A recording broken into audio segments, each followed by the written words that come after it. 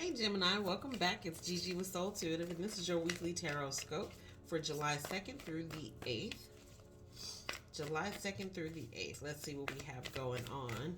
There's a full moon coming up tomorrow if you're in the Western Hemisphere in the States. What do we have for Gemini this week?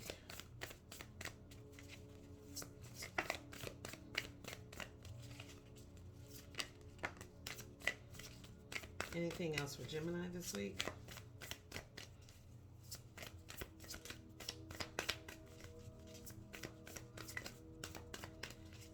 Anything for Gemini this week? Okay. Hey Gemini, let's find out what we got going on. This one should be a little more straight to the point. I'm taking that Queen of Swords upside down because I feel like that's how she came out. Even though it was kind of sideways, still upside down.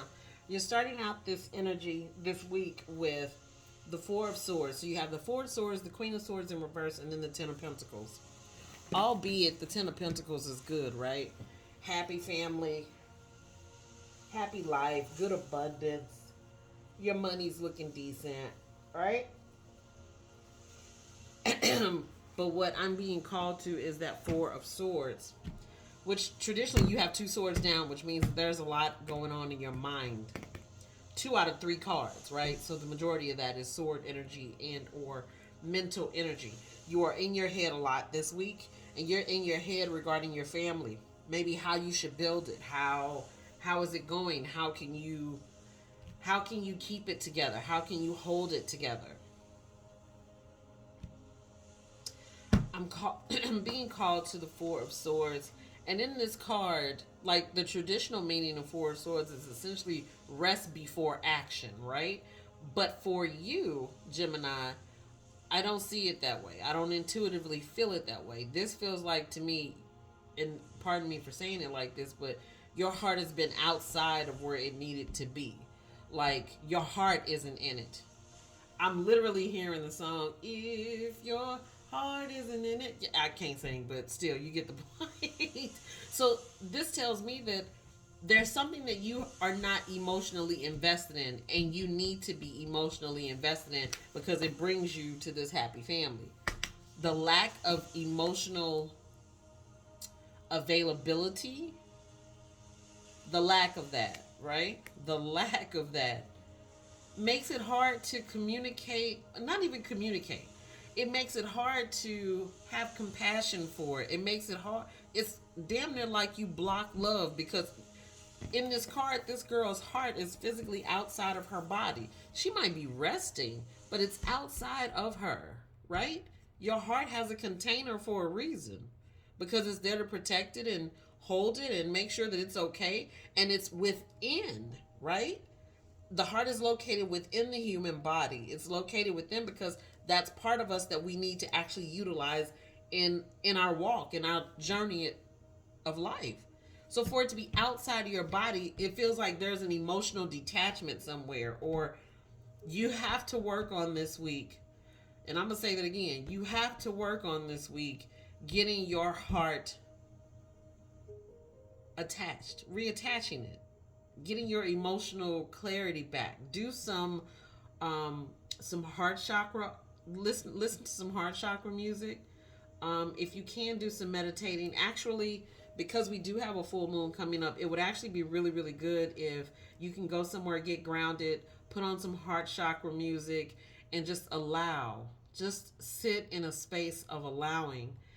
And I feel that strongly because the Queen of Swords, not just because the Queen of Swords is backwards or in reverse, right? When we see the Queen of Swords, that energy, when it's upright, she cuts to the quick, she's straight-laced, she's logical, she's on it. But seeing it in reverse right after seeing this Four of Swords tells me that you are blocking things. That is blocking something major for you. And also to see it upside down tells me, again, this is another card where the heart is outside the body. Look. The heart's right there, and it's caged behind whatever. Because she, in this card, upright, she doesn't think with her emotions. She's much more logical. This week, I'm telling you that you need to be much more emotional. You need to be in your emotional body or figure out why you aren't there and work on healing that. That's it. Work on healing that. That leads you to this. And I feel like this is a true desire of yours, especially for it to land at the end of the week. It makes experiences with people, connecting with people, it enriches that. If you are in love with someone, it enriches that relationship. If you are raising and rearing children, it enriches that relationship. It adds color, it adds warmth, it invites all of the good into this world. You cannot have a blocked heart and walk through life, because the universe will collectively keep bringing you things, not that will block your heart, but that will force your heart to open and force your heart to re-engage. That's what you have to do this week. You got to get about the business of trying to re-engage your heart or get it reconnected so you can connect wholly. So you can connect wholly to the people in your life that are super important to you, right? Super important to you. And I know you have those out there.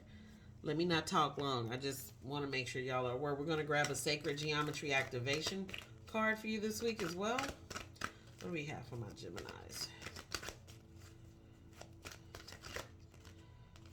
I'm not taking that one. I'm not taking that one. Just FYI. Excuse me. Card for my Gemini. Okay. Card for my Gemini. Okay. All right. We have card number 13, and the card is coherence. The frequency of coherence supports our ability to harmonize the frequency of the heart with the frequency of the mind for an optimal ability to create the reality that we desire. This is the reality that you are desiring.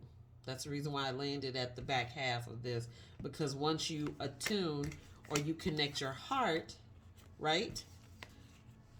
Even in your logical space, you connect those two, it brings you further. It brings you further.